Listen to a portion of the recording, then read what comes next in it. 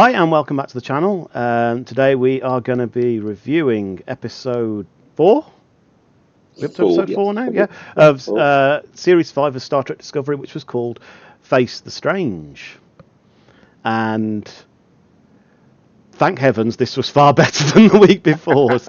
Yeah. Oh my word. So yeah, okay, I kind of went into this with low expectations, probably because of last week's. And yeah, this exceeded them by quite a degree. So the plot of this one involves the little bug that was placed upon Adira. This is the overarching plot.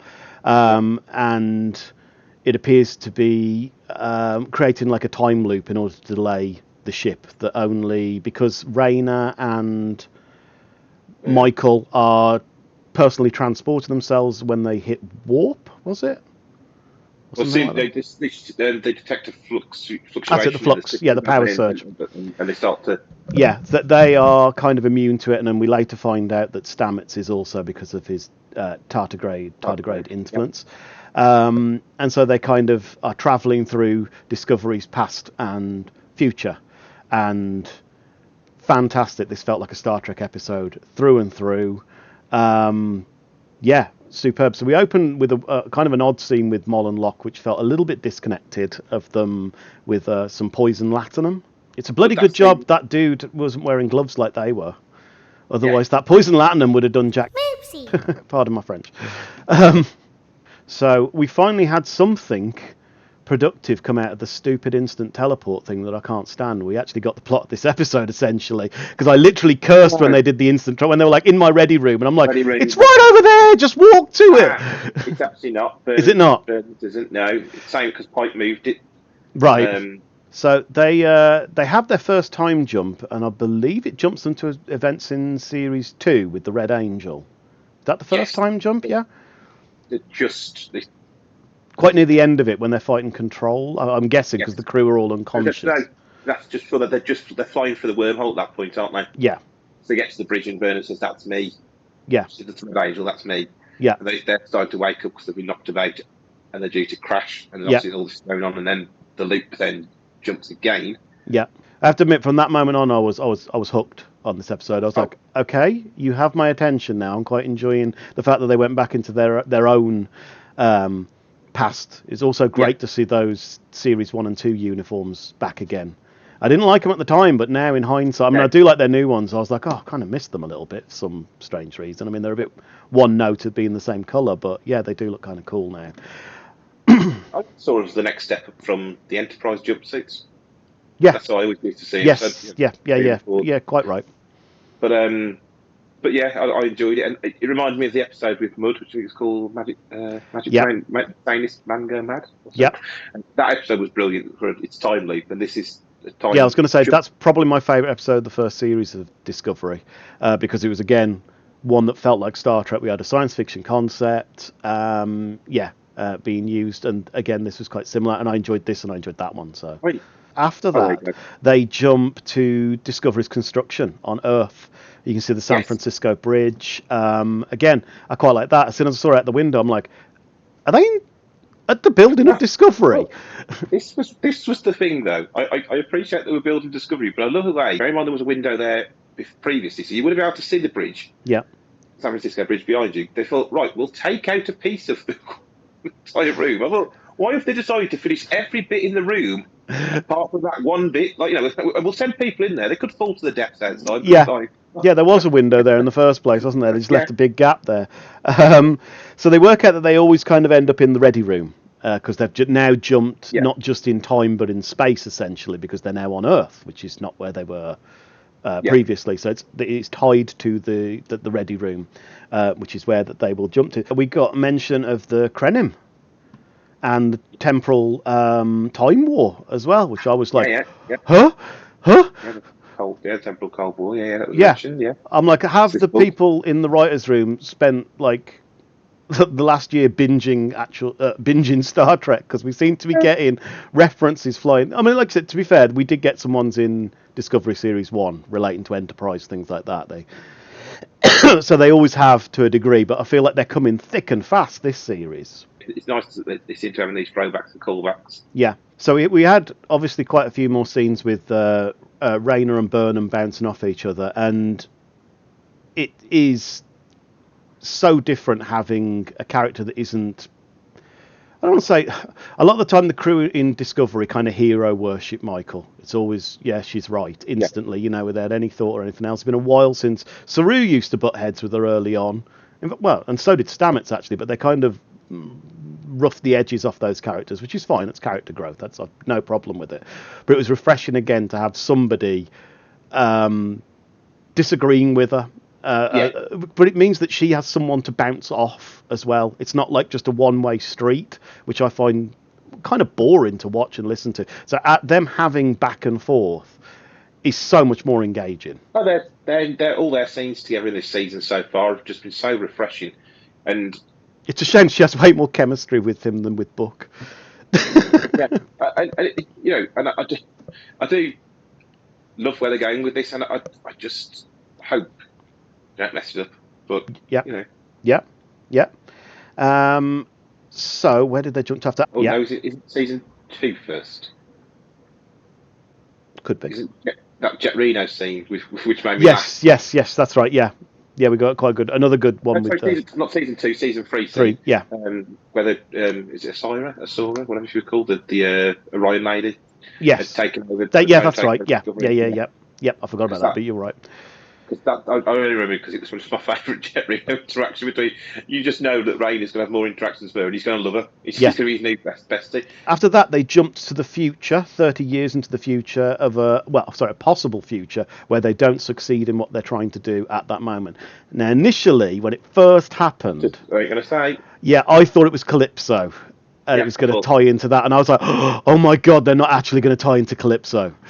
I thought, well done. I literally did think, well done. And then I don't mind what they did. No, but I think well done, because I was like, this is great. Yeah, I thought they were onto a real winner with that one, and yeah, it turned out slightly different, which is a little bit disappointing. But what they did with it wasn't bad either, so I wasn't annoyed with it. Even I was like, okay, it was me that got it wrong. I saw it made an assumption. It's a shame it didn't go into Calypso. I'm hoping Calypso does come back into it at some point and is. I mean, I think it's canon, but. Yeah, I hope it fully gets canonised in future. Well, all of the short treks have been canon. Yeah. So. Yeah, it was again. We got mention of the Breen again, who they mentioned last week as hostilities with the Breen, and I think this tied into it, didn't it? That if they were delayed too much, that it meant that Mol and Locke got the artifact, they sell it to the Breen, and the Breen utterly decimate the Federation. So yeah, they finally meet up with Stamets. And they formulate a plan, but they need a device, parts of a device components to build a device. There we go.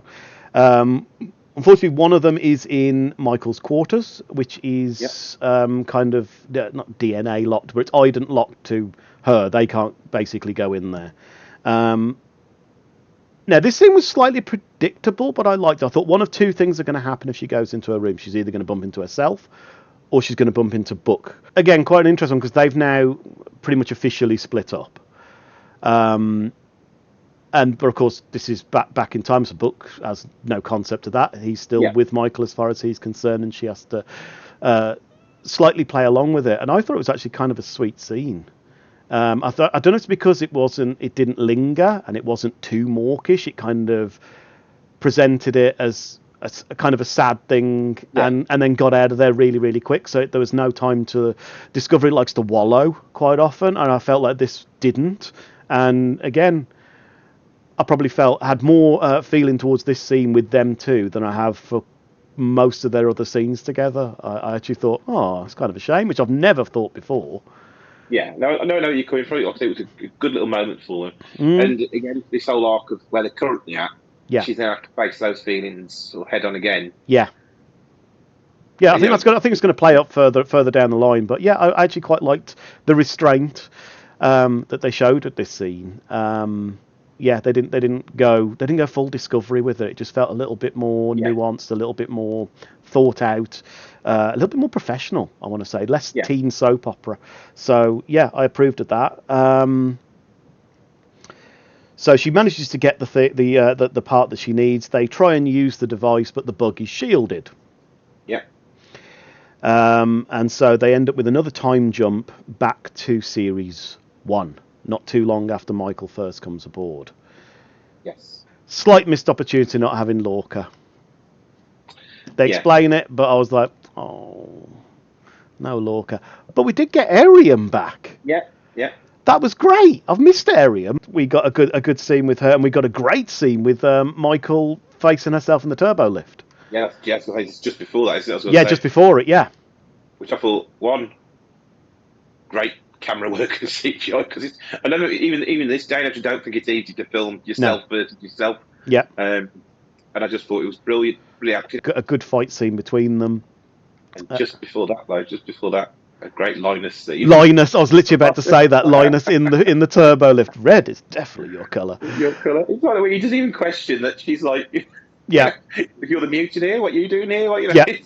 I love Linus. He's so good. So then, we got to the bridge. We got to see Arium again and the crew as they looked at the time, and we got to re-see the hostility that they felt towards Michael back at the time, and the fact that they do point out, by the crew not believing and pointing out that's ridiculous, the fact that she's the mutineer that's now the captain. They kind of turn that on its head a little bit and throw it back out to have the actual characters of the time hear it and go, that's never going to happen, because obviously they don't know what's happened in between. But I thought that was a nice way, because it's always brought up as a kind of a diss against Discovery that she's a mutineer and now she's the captain. So again, they've been doing quite a few kind of slightly sly. We're recognising some of the things that people have said, and we're going to try and bring it up in our own way. And again, I appreciate that. It kind of shows that they are actually listening to stuff. But that scene was electric. I thought, are they actually gonna shoot her? I wasn't actually too sure, and it was nice to see them not being. I mean, they are all lovey-dovey now, and that's great, because that's how Next Generation ended up and all the rest of it. And they've gone through a lot, to be quite more than some crews have been through. So yeah, it's just a shame we haven't had more standalone episodes with them, so they can feel even more so. But so past Michael ends up almost screwing everything up by holding up. Holding up Rayner, and Rayner gets to use some of the things he's learned from about the crew and how important he learns a lesson, so that the episode itself has a message, it has a moral, and it's not an overtly heavily done moral. It's done in kind of a Star Trek way. The character has a journey and they learn something. They're not just told something and that's it, you know what I mean? Yeah, it's funny because he learned something, but he also learned something by doing it his way, because what he'd learned was from giving them all their 20 words to say. I thought it was good. I thought it was good that it didn't show. It didn't show that he was wrong either. It just, it just showed that there's always more for you to learn. As his way augmented with somebody else's way was the better way, which I think most people can learn from your way and somebody else's perspective. Maybe not apart, but together. If you can work out a medium between them, there's strength in that. I like the fact that they acknowledged that Stamets, because I remember Stamets in the series 1 was an absolute arse.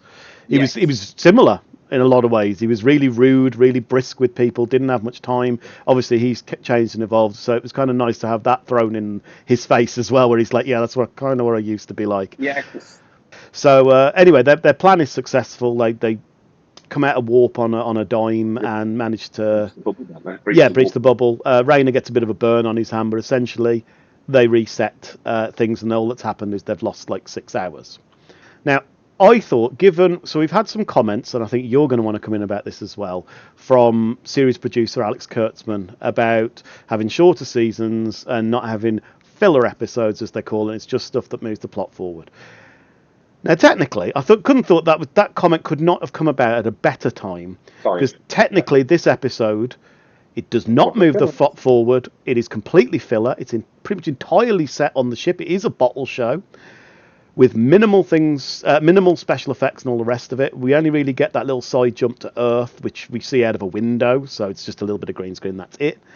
It is the epitome of a filler bottle episode. And as far as I'm concerned, it's the best episode of Discovery that I've seen for probably about 4 years, probably since series 1 or 2, and ranks probably amongst my top 5 Discovery episodes ever, and it's a filler episode.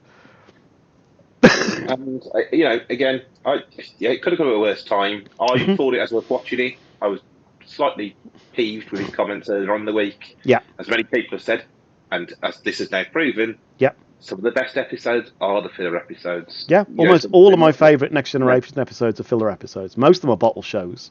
Yeah, and it could have been more wrong. And like you know, people don't want 20 episodes of blah blah blah blah blah. And I'm like, well, you're doing with Star Trek, and according to the fans and the community, we do want 20 season episodes. I understand budget. If he'd have said budget, yep, I'd have gone, fine, that's fine. I can accept that. I know it costs a lot of money to make Star Trek now. They've put a lot more money into it than they used to. It would have been more honest. Well, it's not. 9 times out of 10, it's where the character growth happens. Which has been, I think, most people's common complaint with Discovery is that they don't know these characters enough because they've not given enough time to shine, as it were. And yeah, here we have a complete and utter filler episode. Compare that to last week, which technically wasn't a filler episode, but for me was entirely disposable. It moved the overarching plot forward a slight amount on the needle, and that was it. And that was all it tried to do. And again, it was just another episode that was strung together from generally an action set piece that has to happen at some point in it, and that was a rehash of something else, as opposed to an inventive idea done well, which 9 times out of 10, when you had a bottle show, that's what you got. It had to have a good premise, done well. Surprise, a pleasant surprise. They didn't know this was going to be the final series of Discovery, did they? No. However, what a great treat it is to have an episode that goes back through its own history in the final season. Yeah. Brilliant. It's a flashback with new perspectives. Yeah. And like I say, as a bottle episode, with terms of budgets and sets, it was fine. As a filler episode, it was fine.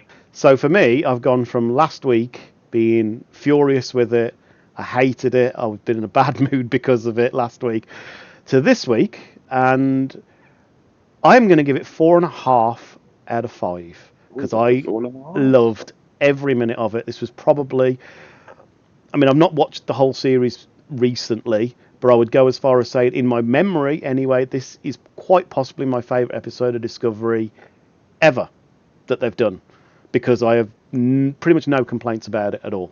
I really enjoyed it.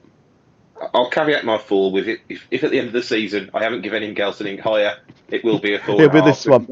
Yeah, it will. Well, I would be delighted if we get way more that I have to rate 4.5. I'll be delighted with it. But yeah, it felt like Star Trek. I actually enjoyed every character in this for once. Yeah, all of them. It goes to show our video from last week's episode. Mm-hmm. We weren't really smiling. We weren't really happy. We struggled to talk about it. I'm not going to lie. And now we're coming to this one. We're happy. We're smiling. Yeah. Done a great job. I'm absolutely blown away. This is what Star Trek is to me, not these big long arcs. I mean, I am enjoying to a degree the search for the relic. Last week's went in a direction that I hoped they wouldn't, which was, I did say in one of the earlier videos that I hoped it wouldn't just be a repetitive look for the clues that just goes on and on and on. Last week's felt like that, so over the moon to have something that breaks it up, and that breaks it up so well. I think that pretty much covers it, and we're all in back in a good mood again. Yes. So yeah. On to the next one. On to the next one. Fantastic. Okay. So hopefully you enjoyed it too, and if not, we're sorry. But either way, we hope that you would give us a like and subscribe so you don't miss our next one, because we're going to be going through the entire series from start to finish. So if you could give us a like and subscribe, that would be awesome. And hopefully we will see you all in the next one. So see you soon. Live long and prosper. Bye.